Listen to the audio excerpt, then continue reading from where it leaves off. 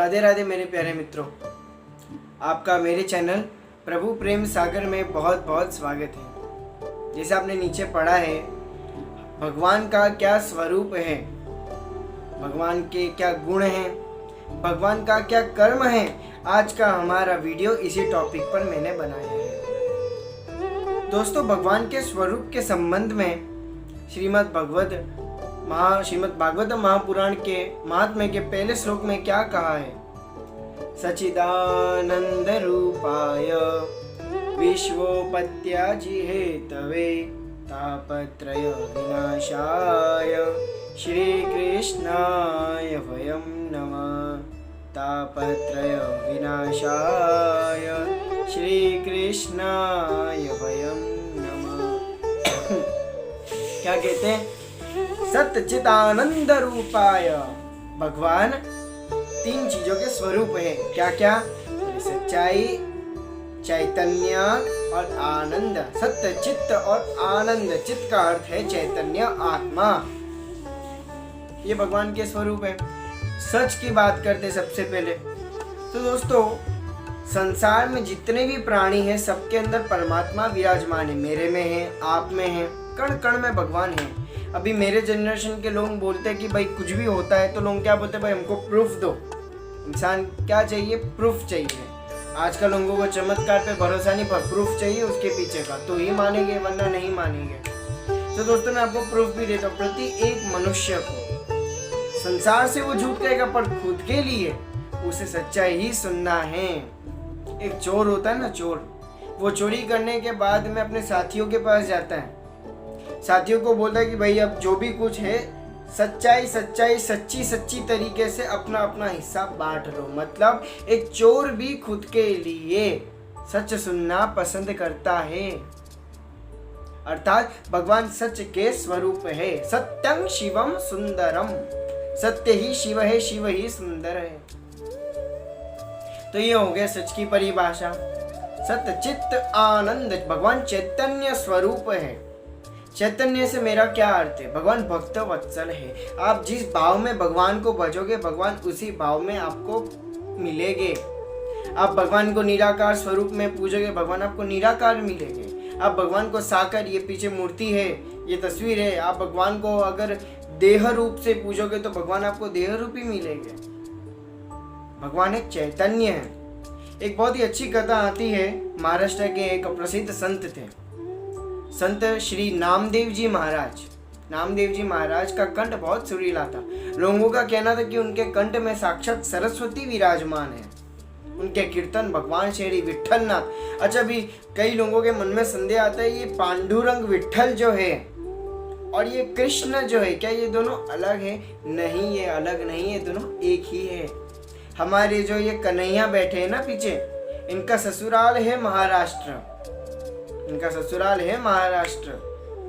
माता रुक्मणी विदर्भ की रहने वाली थी। महाराष्ट्र हमारे कन्हैया का ससुराल है। और एक और कमाल की बात है दोस्तों, हमारे जो कृष्ण है ना, या महाराष्ट्र में ऐसे कमर पर हाथ रख के खड़े रहते। अच्छा, एक इंसान जब कमर पे हाथ रख के ऐसे खड़ा रहता है, कब रहता है? जब वह किसी की प्रतीक्षा कर रहा हो।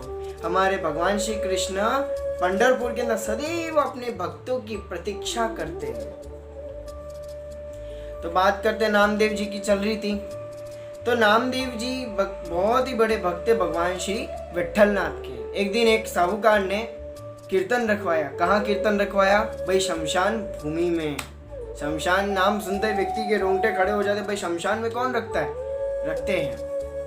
व्यक्ति ने शमशान में कीर्तन रखा और कीर्तन करते करते नामदेव जी महाराज का कंठ सूखने लगा। नामदेव जी महाराज के कान बड़े तेज थे। उन्होंने बोला कि भाई इधर कहीं पर जो है नदी की आवाज आ रही, कोई पानी ले आओ। अब शमशान घाट के एकदम बाजू में नदी बह रही थी। सब बोले भाई हम तो नहीं जाएंगे, भाई भूत प्रेत घूमते, पिशाच घूमते, कौन जावे? नामदेव जी ने कहा ठीक है चलो मैं जाके आता हूँ। नामदेव जी जाते और वहाँ जैसे नदी किनारे पानी का एक कलश भरते हैं, उधर भूत प्रेत पिशाच उनको दिखते हैं, बड़े बड़े राक्षस दिखते हैं। देख करके नामदेव जी रोने लगते हैं। सोचो क्यों रोते हैं? डर के मारे नहीं रो रहे। क्या कहते हैं नामदेव जी? हे भगवान, आपका इतना सुंदर स्वरूप आज ये भी मुझे देखने मिल गया। अर्थात भगवान के भक्त श्री नामदेव जी ने उस प्रेत आत्मा के अंदर भी भगवान को खोज लिया। और जैसे ही उसने कहा कि हे भगवान, आपका इतना विकराल स्वरूप भी आज मुझे देखने का सौभाग्य प्राप्त हुआ, उनके अंदर भगवान विट्ठलनाथ प्रकट होगा। भगवान कहते हैं, हे नामदेव, आज तूने मुझे यहाँ भी ढूंढ लिया। अर्थात भगवान जिस भक्त जिस भाव में भगवान को पूजेगा, भगवान उसको उसी भाव में मिलेंगे। ये हो गया चैतन्य। अब बात करते हैं मित्रों आनंद की। आनंद बहुत प्यारी परिभाषा है। मैं 1 घंटे का वीडियो बना तो भी कम पड़ेगा आनंद के लिए। तो दोस्तों, आजकल के कलयुग में आनंद की परिभाषा कुछ अलग है। असली आनंद किसी को अब तक प्राप्त नहीं हो पा रहा। बहुत कम लोगों को जो भगवान के बहुत निकट है, सिर्फ उनको ही प्राप्त हो रहा है आनंद। और ऐसा वैसा आनंद नहीं, परमानंद प्राप्त हो रहा है। मैं बता दो क्या, आज के जो व्यक्ति होते हैं, फॉर एग्जाम्पल एक उदाहरण के तौर पे एक व्यक्ति है जिसका नाम आर्यन है। आर्यन खूब मैगी खा सकता है। आज मैंने उसको मेरे घर पे बुलाया। आज प्रथम दिवस मैंने सुबह सुबह नाश्ते में उसको मैगी दिया, वो राजी खुशी खा लेगा। दोपहर में भी मैंने मैगी दिया उसको भोजन में, तो भी वो मैगी राजी खुशी खा लेगा। शाम को नाश्ते में भी उसको चाय के साथ मैंने मैगी दी, वो भी खा लेगा। पर रात में क्या बोलेगा, अरे मोहित भाई अब बस करो और मैं मैगी नहीं खा सकता। अर्थात जिस चीज़ में आर्यन कहता था कि मैं मैगी अत्यंत खा सकता हूँ, इसमें मुझे परमानंद की अनुभूति होती, वो वास्तविक में मन की आनंद थी, आत्मा की आनंद थी। पहली बात दोस्तों, अपने आप को शरीर नहीं, अपने आप को आत्मा समझोगे तब इस संसार से छूट पाओगे। तो आनंद ये फर्क है। और परमानंद की अनुभूति क्या है? परमानंद, आनंद की परिभाषा दे दिया, परमानंद की परिभाषा मैं आपको देता हूँ। दोस्तों, परमानंद जो है कोई छोटी मोटी साधारण चीज नहीं है। व्यक्ति जब तकलीफ में होता है ना, दौड़ा चला जाता है। कहाँ जाता है? मंदिर में। मंदिर में ठाकुर जी की मूर्ति है, भगवान नहीं है वहां पर, फिर भी वो वहीं जाता है। वहां पर हमारे ठाकुर जी आपसे बात भी नहीं करते, फिर भी व्यक्ति वहीं जाता है। कारण क्या है? कुछ तो कारण होगा। वहां का वातावरण आनंदमयी है, भगवान का स्वरूप आनंदमयी है, परमानंदमयी है। सोचो। और दोस्तों, मैं कहूँ या आप कहे तो चलो कोई नकार सकता है, परंतु रावण ने कह दिया कि हे भगवान, मुझे आपका नाम लेने से, आपके दर पे आने से परमानंद की अनुभूति होती है, महाआनंद की अनुभूति होती है। बोलो, अब आप पूछोगे कब कहा? दोस्तों, शिव तांडव स्तोत्र में जो रावण ने गाई थी, उसमें एक लास्ट में एक श्लोक आता है, शिवेति मंत्र मुच्चरं कदा सुखी भवाम्यहम्। बहुत प्यारा श्लोक है दोस्तों। 2 पंक्ति गाऊंगा। शिव तांडव स्तोत्र की बहुत प्यारी पंक्ति है। हे जटातवी गलज्ज्वलल प्रवाह पावितस्थले गले वलम्ब्य लम्बिताम्बुजंग तुंगमालिकाम् डमट् डमट् डमट् डमट् निनादमट्नमर्वयं चकार चंद्र तांडवं तनोतु नः शिवः शिवं जटाकटा संभ्रमम् ब्रह्मण्यलिम्प निर्जरी विलोल वीचि वल्लरी विराजमान मूर्धनि तगत् तगत् तगज्ज्वलल्ललाट पट्ट पावके किशोर चंद्रशेखरे प्रति प्रतीक्षणं मम। बहुत प्यारी पंक्ति आती है। इसके लास्ट में वो कहते हैं, शिवेति मंत्रमुच्चरं कदा सुखी भवाम्यहम्, शिवेति मंत्रमुच्चरं कदा सुखी भवाम्यहम्। क्या कहते हैं? हे बाबा, आपके दर पे आने से मुझे आनंद मिलता है। शिवेति मंत्रमुच्चरं कदा सुखी भवाम्यहम्, आपके यहाँ आने से मुझे परमानंद की भूति होती है, परम सुख की प्राप्ति होती है। सोचो, रावण की तो सोने की लंका थी, सोने का महल था, उसको वहां शांति प्राप्त नहीं होती, परंतु मात्र महादेव के दरबार वहीं उसको शांति प्राप्त होती है। आनंद और परमानंद में ये फर्क है मित्रों। चलो, ये तो बात हो गई भगवान के स्वरूप की। आगे क्या आता है? श्लोक दोहराते हैं। सच्चिदानंद रूपाय विश्वोत्पत्त्य जिहेतवे तापत्रय विनाशाय श्री कृष्णाय वयं नमः।